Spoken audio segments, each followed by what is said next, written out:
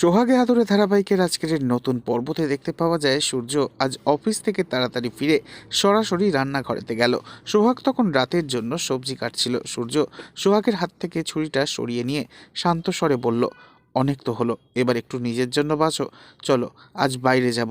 একথা শুনে সোহাগ অবাক হয়ে তাকিয়ে রইল। সোহাগের পরনে সাধারণ সুতির শাড়ি আর চুলে তেলের গন্ধ। সোহাগ তখন আমতা আমতা করে বলল, আপনার মা জানলে কিন্তু খুব রাগ করবেন স্যার। একথা শুনে সূর্য শুধু হাসলো। এরপর রেস্টুরেন্টে এলো সূর্য আর সোহাগ দুজনে। শহরের সবচেয়ে নামী রেস্টুরেন্ট, চারপাশে নরম আলো আর হালকা মিউজিক বাজছে। সোহাগ তখন সূর্যের হাত ধরে ভেতরে প্রবেশ করলো। সোহাগের পা তো একেবারে কাঁপছিল। এই প্রথম সোহাগ কোনো রেস্টুরেন্টে পা রাখলো। তার মতো এক সাধারণ মেয়ের কাছে এই চাকচিক্য যেন একটা সব রূপকথার মতন। একটা সুসজ্জিত টেবিলের সামনে গিয়ে সূর্য সোহাগকে ধরে বসালো। টেবিলে রাখা রয়েছে সোহাগের প্রিয় সাদা রঙের গোলাপের তোড়া, মায়াবী মোমবাতির আলো আর একগুচ্ছ দামি সব রান্নার পদের মেনু।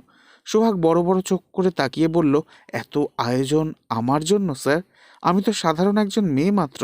তখন সূর্য ওর হাতটা নিজের হাতের মুঠোয় নিয়ে আলতো করে চাপ দিল আর দৃঢ় কণ্ঠে বলল, আমার কাছে তুমি হলে আমার সম্মান। আজ থেকে এই শহর জানুক তুমি সূর্যের স্ত্রী। রেস্টুরেন্টের কাঁচের দেওয়ালের ওপাশে হঠাৎই একটা গাড়ি এসে থামলো। গাড়ি থেকে নামলেন ময়ূরাক্ষী দেবী। তিনি কল্পনাও করেননি যে তার নিজের ছেলে সমাজের তোয়াক্কা না করে এভাবে সোহাগকে সবার সামনে স্ত্রীর স্বীকৃতি দেবে। সোহাগের চোখে তখন আনন্দ আর বিস্ময়ের জল। সে বুঝতে পারল দীর্ঘ অবহেলার পর আজ তার অন্ধকার জীবনে সত্যিই সূর্য উঠেছে। তবে কি এবার রেগে গিয়ে ময়ূরাক্ষী দেবী বাড়িতে ফিরে সোহাগকে তাড়াতে ডিভোর্সের আয়োজন শুরু করে দেবে নাকি? নেক্সট আপডেট নিয়ে ফিরছি খুব শীঘ্রই। ততক্ষণের জন্য সাবস্ক্রাইব করে আমাদের সাথেই থাকবেন। ধন্যবাদ।